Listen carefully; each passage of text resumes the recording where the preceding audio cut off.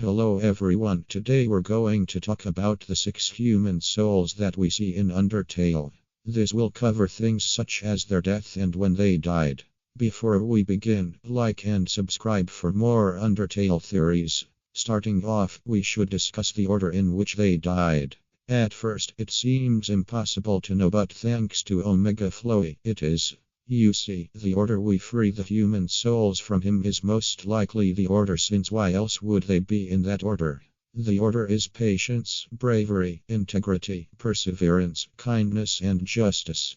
We get the attributes from the ball game in Snowdin, in case you were wondering. Now that's out of the way, how did they die? While it's impossible to know for sure, we can assume they were all created before Flowy was created, which also includes the other monsters. Now, a lot of you have most likely heard of the fandom Undertale Yellow. While it isn't canon for obvious reasons, I personally believe the soul of justice died in a similar way for the sake of justice.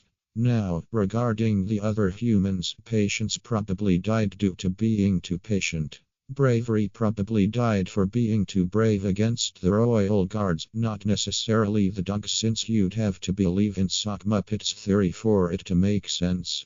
The soul of perseverance could have died to Jerson since he was alive at the time, but he probably would have retired by then. A counterpoint would have been he was hired as a mercenary, or he had hoped that Isgor's plan could have succeeded back then.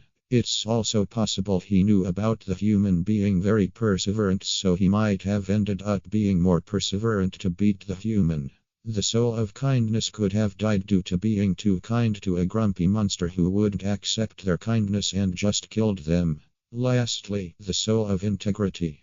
I saved this one for last because out of all the humans, this one seems to have been the only one to have actually killed some monsters.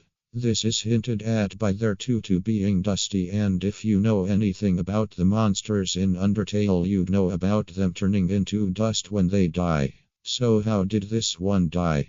Well, it was probably honest about killing a human in front of a monster, perhaps even a loved one, so the monster may have killed the human in a fit of rage and chased them to his room, where some unused lines of dialogue suggest this is where the human met their fate. Now that we know the how, we need to know the when. So, how are we going to find it out? Well, in this video, which you should watch after this video, I said Chera fell down into a 1x while Frisk fell down into 11x. If my theory is correct, then the 6 other humans must fall down sometime between those two eras.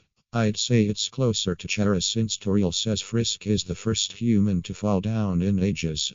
This means the humans most likely fell sometime after Chera, but a long time before Frisk falls down.